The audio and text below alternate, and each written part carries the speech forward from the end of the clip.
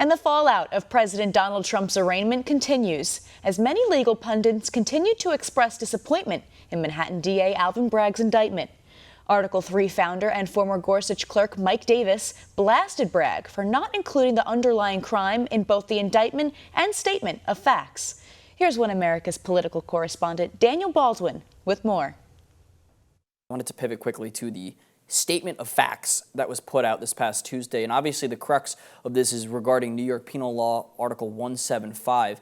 And in order to fashion what would typically just be a misdemeanor into a felony, Bragg needs to prove, and this is a direct quote, when his intent to defraud includes an intent to commit another crime or to aid or conceal the commission thereof.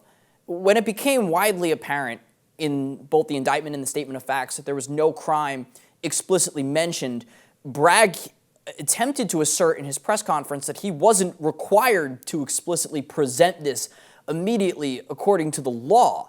What would you say in response to that, and the response to us, there not really being a second crime readily available for the people to see?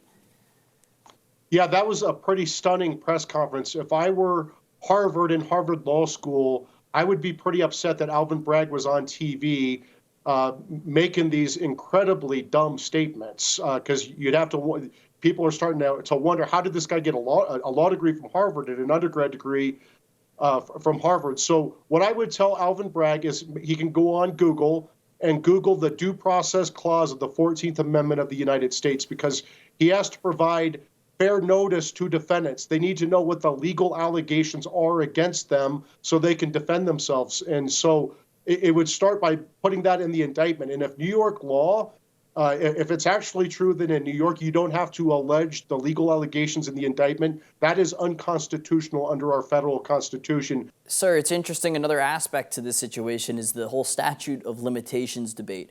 Obviously, for this type of felony, it's 5 years in New York. And the 34th count of the indictment occurred on December 5th, 2017, which is more than 5 years ago. President Trump has pointed this out multiple times in his Truth Social statements.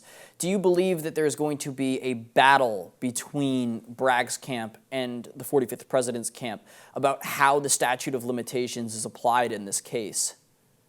Yeah, I mean, this is a bogus legal theory. At best, we have bookkeeping misdemeanors. I don't even think it fits the definition of a misdemeanor under New York law, but at best, these are bookkeeping misdemeanors because they put in the wrong books how Trump allegedly paid off a nuisance claim to make a stripper go away.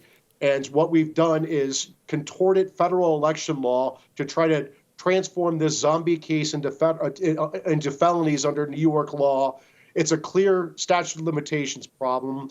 Here's the problem, though, that Trump is never going to get a fair process in New York. You have handpicked Democrat Party boss judges in Manhattan. We haven't had a Republican governor in 17 years, with the last one being George Pataki. There has not been a Republican governor to appoint these appellate court judges.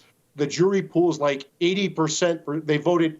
Manhattan voted 90% against President Trump.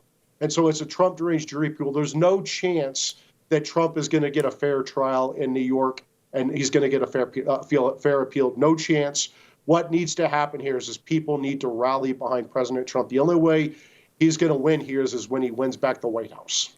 Mike Davis, thank you so much for your time and insight, sir. We appreciate it. Thank you. For all our viewers asking where One America News is heading in the future, we would like to introduce you to OAN Live. OAN Live is the best way to stay up to date on all of the hard-hitting, straight-shooting, national and international headlines.